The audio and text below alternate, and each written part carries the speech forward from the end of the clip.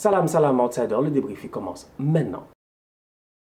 La Juventus de Cristiano Ronaldo l'emporte aujourd'hui 2-0, je dis bien, face à la Roma. La Juve en tant que telle, il se relance très bien en championnat. On va être très sérieux, c'est une année de transition. Donc du coup, les supporters de la Juventus, c'est vrai que ça fait longtemps qu'ils n'ont pas vu leur équipe à la 4e place posée. C'est vrai, la Juventus d'habitude, je dis bien, c'est comme le Bayern en Allemagne, c'est comme le PSG en Ligue 1. C'est-à-dire que s'ils ne sont pas premiers, ils sont deuxièmes, mais ils ne sont jamais loin. Aujourd'hui, c'est une année de transition à la Juventus. Andrea Pirlo est un jeune coach, il vient d'arriver à la Juventus. Les supporters qui sont durs avec leur équipe vont dire peut-être que c'est pas la meilleure saison qu'ils ont fait, mais à mon humble avis, sincèrement, ils font une excellente saison. Parce qu'Andrea Pirlo, en tant que tel, à un moment donné, il faut le saluer. Andrea Pirlo n'a perdu que 3 matchs.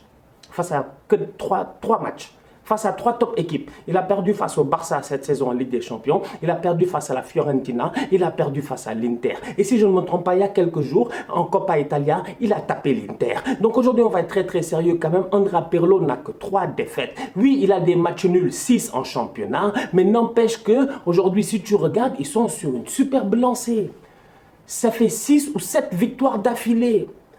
Quand tu regardes bien, depuis la défaite 2-0 face à l'Inter, ils ont 11 victoires. C'est-à-dire que cette équipe-là, en tant que telle, ça fait près de 15 matchs qui n'ont presque pas de match nul. Soit ils gagnent, soit ils perdent. Et dans les défaites, ils en ont qu'une. Donc aujourd'hui, soyons sérieux quand même. Cette équipe d'Andrea Pirlo-là, à mon humble avis, je dis bien, elle est en train de bien se reconstruire. Donc avant de commencer quoi que ce soit, je dis bien, respectez Andrea Pirlo. Je dis respecter Andrea Pirlo, on est d'accord, mais Pirlo, lui aussi, il doit nous respecter. Franchement, Pirlo, respecte-nous. De Ligt fait quoi sur le banc? La dernière fois, j'étais venu ici dans le débrief de la Coppa Italia face à l'Inter en disant que De Ligt ne s'était pas géré sur le but de Lautaro Martinez. Je maintiens, je persiste et je signe. La preuve, aujourd'hui, il est où? Il est sur le banc. Dites-moi qu'il est blessé.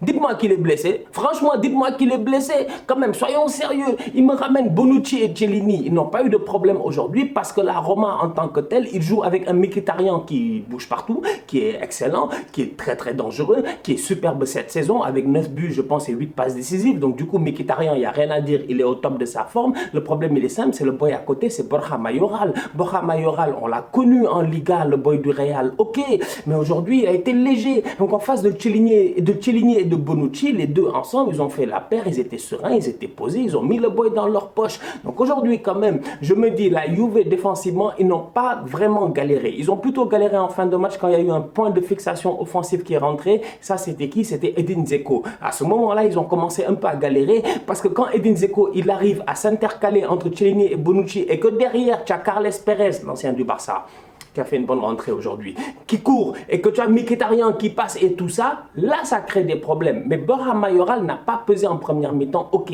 Mais dans tout ça, là, Matthijs de Ligt, jeune néerlandais, futur grand meilleur défenseur au monde et tout ça, qu'est-ce qu'il fait sur le banc, franchement, dans un match contre la Roma?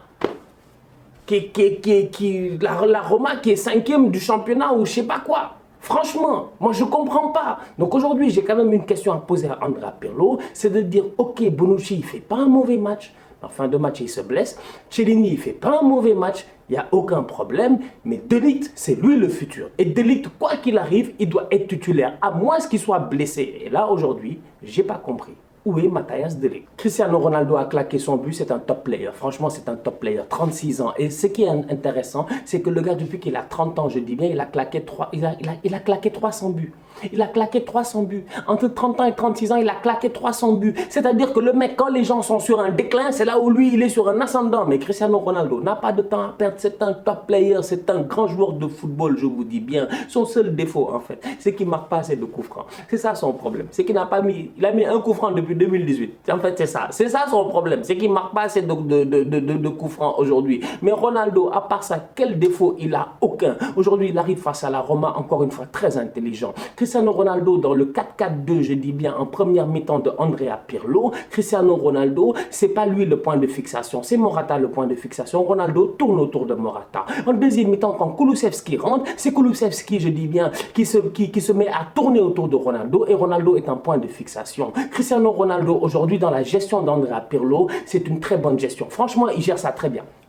Pirlo, il gère ça très bien. Il gère ça très bien. C'est-à-dire que Ronaldo, il joue, mais il fait pas beaucoup d'efforts. C'est normal. Il y a aussi l'âge à un moment donné. C'est vrai que Ronaldo, il est sensationnel, il est physique et tout. On sait très bien, il a toutes les machines chez lui et tout. Mais l'âge, quand même, c'est un facteur qu'on ne peut pas enlever. Donc aujourd'hui, avec l'âge, il faut quand même commencer à le ménager intelligemment. Donc sur le terrain, tu te rends compte que c'est les autres autour de lui qui font énormément d'efforts. McKennie sur le côté gauche, il fait énormément d'efforts. Comment il s'appelle Qui est ça sur le côté droit? Il est juste magnifique lui aussi. Il fait énormément d'efforts. Quand Cuadrado rentre, lui aussi, il est sensationnel, il fait énormément d'efforts. Donc Ronaldo, tu ne peux pas le faire jouer dans tous ces positionnements-là. Tu ne peux le mettre que le plus haut sur le terrain et lui dire, mec, gère-toi, sois le premier au pressing. Essaie, je dis bien, de mettre la pression sur la défense adverse. Et c'est ce qu'il a fait aujourd'hui. Sincèrement, en toute honnêteté, Cristiano Ronaldo, je lui lève mon chapeau. Très bon positionnement, très intelligent, une très bonne réaction. Je pense qu'aujourd'hui, en fait, il n'a besoin que de ça. On n'a plus besoin de le voir courir, on n'a plus besoin de le voir faire des passements de jambes. Cristiano Ronaldo, aujourd'hui, il a les atouts pour encore jouer pendant 3 ans au top niveau. C'est-à-dire que réactivité, il va très vite. Aujourd'hui, il fait contrôle, frappe. Le positionnement, il est magnifique parce qu'il attend la passe, mais au bon endroit. Et la finition, j'en parle même pas. Cristianos, c'est un tueur. Top performance de sa part. Tout à l'heure, je le disais, la Juventus enchaîne une 6e victoire d'affilée. Mais ce qui est intéressant au-delà de ça, c'est que dans les 6 victoires en tant que telles, ils n'ont encaissé qu'un seul but. Un seul but. C'est-à-dire qu'aujourd'hui, Buffon et Szczęsny, les deux, franchement, ils se gèrent. Quiconque joue, il se gère. Szczęsny en Copa, il se gère. C'est pas très facile de temps en temps, mais quand même, il fait le... non, excusez-moi. Buffon en Copa, il se gère. C'est pas facile de temps en temps, mais il fait le taf. Et Szczęsny, sincèrement, en championnat, il est juste sensationnel. Aujourd'hui, face à la Roma, quand même, il sort des tops arrêts. Donc, sincèrement, Wojtek Szczęsny, en voilà un autre encore qui vient d'Arsenal, qu'on n'a pas pu garder et qui aujourd'hui est en train de performer dans un autre club. Très bon gardien. Danilo était sur le terrain, donc Cuadrado, quand il est rentré dans une position un peu plus offensive. J'ai envie de voir Cuadrado là-bas à chaque fois. Franchement, à chaque fois. Moi, j'en ai marre en fait de voir Cuadrado défendre. Mais peut-être que de temps en temps, ça lui fait du bien. Le problème, il est simple, c'est que Cuadrado, quand il défend, immédiatement, il y a des problèmes. Mais quand il attaque, il est trop dangereux. Vous avez vu Cuadrado, déjà la dernière fois face à l'Inter, il les a fatigués. Mais là, aujourd'hui, la rentrée de Cuadrado, mais le gars, il rentre, il est percutant. Il va vite, il est intelligent. Franchement, Cuadrado, ça a toujours été ce boy-là, je sais pas, il a toujours été polarisé.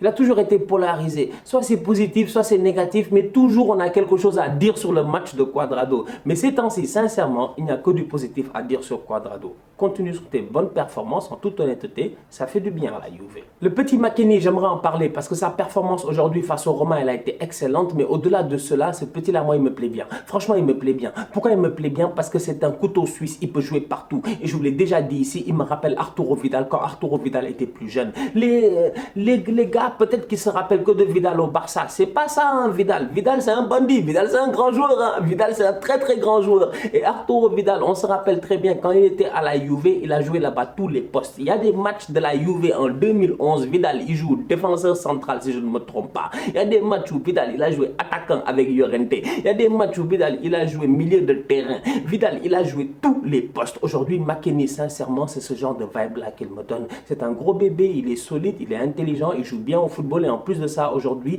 ce petit-là, il a de la vitesse. Donc du coup, contrairement au match, que la Juve perd 2-0 face à l'Inter qui a été débriefé, qui était là, où Ramsey était sur le côté gauche, où c'était compliqué pour lui parce que Ramsey, étant donné qu'il est lent, il est obligé d'être un meneur de jeu, comment ça s'appelle, inversé. Donc du coup, de rentrer, au lieu de prendre la profondeur, de prendre la verticalité, il est toujours obligé de rentrer. Donc quand il rentre, il fait quoi? Il crée un surnombre avec qui? Avec ses milieux de terrain et il ferme les solutions.